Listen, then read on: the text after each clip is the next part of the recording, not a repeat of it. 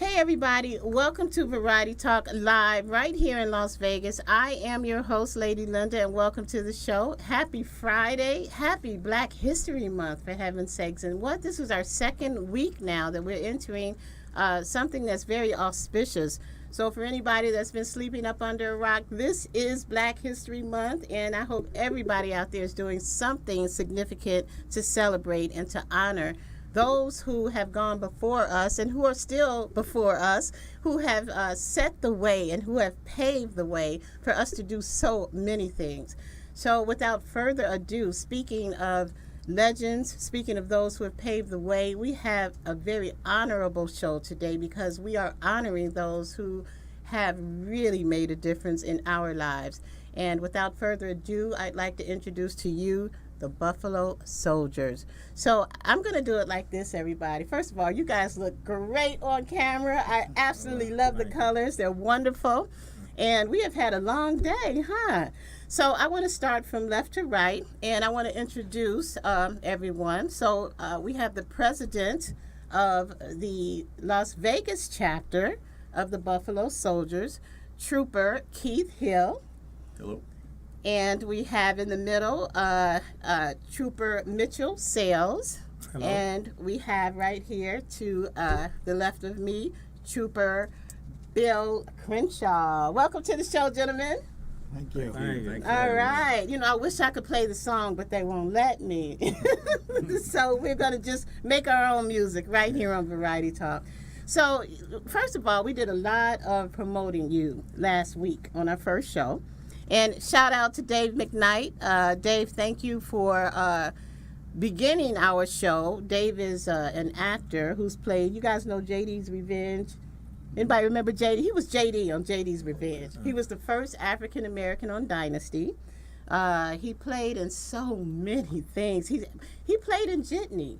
You know, there's August Wilson play out there right now that's up for an Oscar, right? So he played in that. They actually won the NAACP Image Award. So Dave is he's a great actor. So we actually celebrated him as an example of all the legends last week.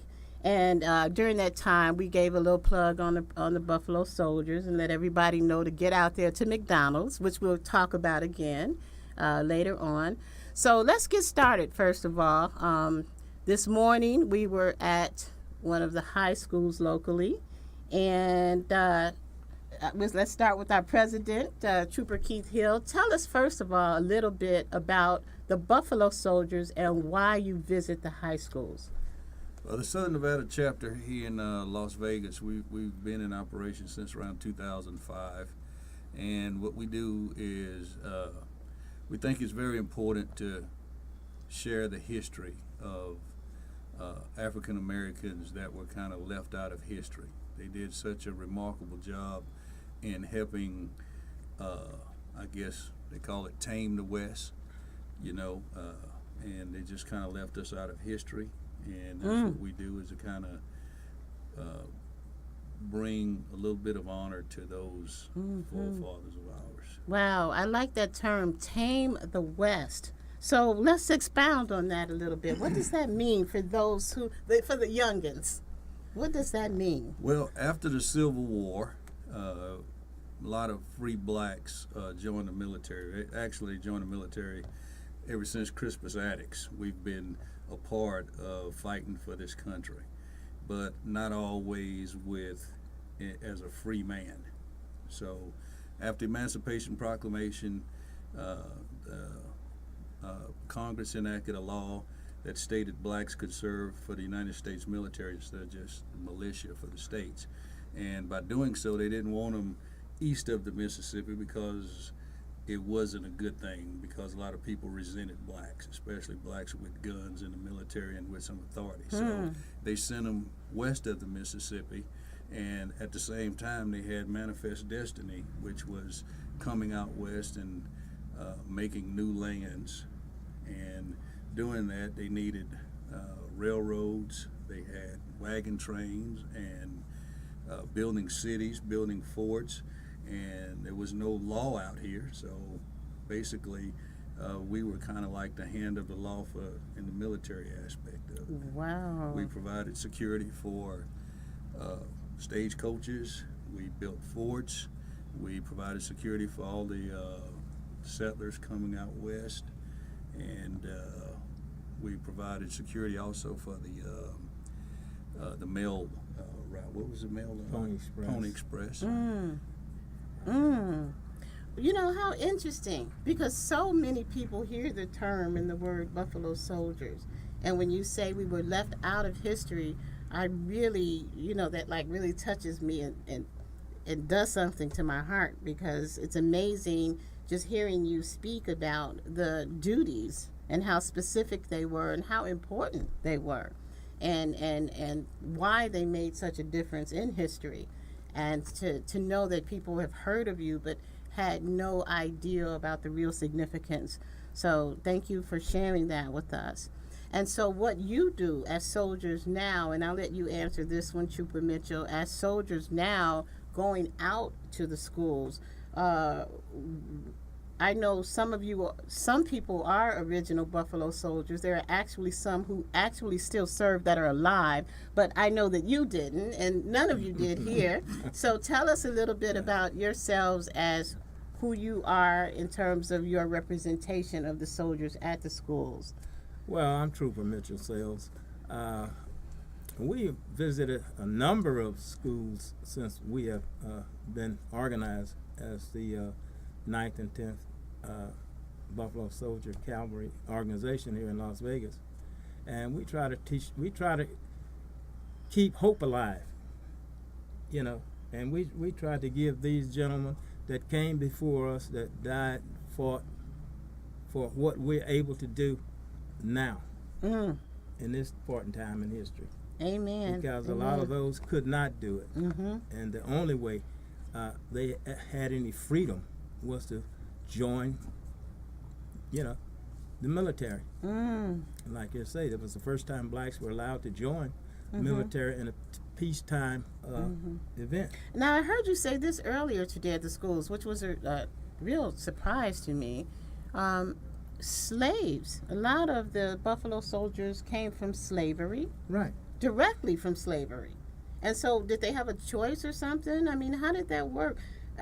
Yeah, they had a choice. They could be sharecroppers. They could have been anything. They could have stayed, you know, in indentured servant kind of positions. But a lot of these men wanted to go west. You know, they had to go west, young man. Well, they, you know, they kept abreast of what was going on, and they wanted adventure. And a lot of them were doing this kind of work anyway. So this was kind of easy for them in a way, because you know, they had to ride horses. Although they didn't ride a lot of horses during slavery, they did break the horses, and some of the first jockeys were blacks.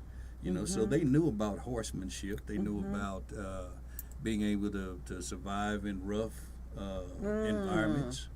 You know, so they were experienced. Yeah, they were pretty experienced. much Maybe not military. Well, a lot of them were service members in the Civil War as well. So after the Civil War, some of them just decided to enlist in the military again after the Civil War as part of the 9th, 10th, 24th, 25th Infantry. Wow. And we'll get to that later too, because it's interesting that they've got 9th, 10th, and why those specific infantries are important. You know, I'm a girl, so I don't know all of this stuff, but we'll get back to that. Trooper Crenshaw, tell us, what is your position with the Buffalo Soldiers? Well, my position with the 9th and 10th Southern Nevada chapter of the Buffalo Soldiers is quartermaster. My job is to order all of the paraphernalia we use, like T-shirts, caps, anything that represents the Buffalo Soldiers. We just ordered new shirts from the same shirts that they have at the museum. Some of those shirts, 1866 shirts. We got shirts with black soldiers on them, black caps with the soldiers. So what we do is we usually set up a booth in places that we go, and we put the shirts out and we sell the shirts for. It's a non-profit organization, so what we do is that's one of our fundraisers. So that is the job of me, to keep inventory, count money. Oh, that's a fun job. We'll all take that one. Wonderful, wonderful. Well, I had an opportunity to watch you in action last week at one of the McDonald's restaurants. And by the way, as we mentioned, Variety Talk family, everybody here in Las Vegas, get on out to McDonald's because they are sponsoring the Buffalo Soldiers this year in this wonderful Black History event that's taking place. And all of you are out there at the McDonald's every Saturday. And what are you doing with the children? What are you doing out there? Well, the same as when we go to schools, you know, we show videos of the history of some of the actions Black Buffalo Soldiers have done on screen, going across mountain valleys, whatever, and we give lessons on, as to what they've done in history and how we're trying to keep them out. Keep that in an legend audience, alive. Keep their legend yes, alive. Yes, and I mean you do a fine job of it. We're almost out of time. We're going to take a quick station break. Everybody sit back, relax, get your popcorn, your peanuts, your soda, because we have a wonderful show right here on Variety Talk live in Las Vegas. I'm your host, Lady Linda. We will be right back.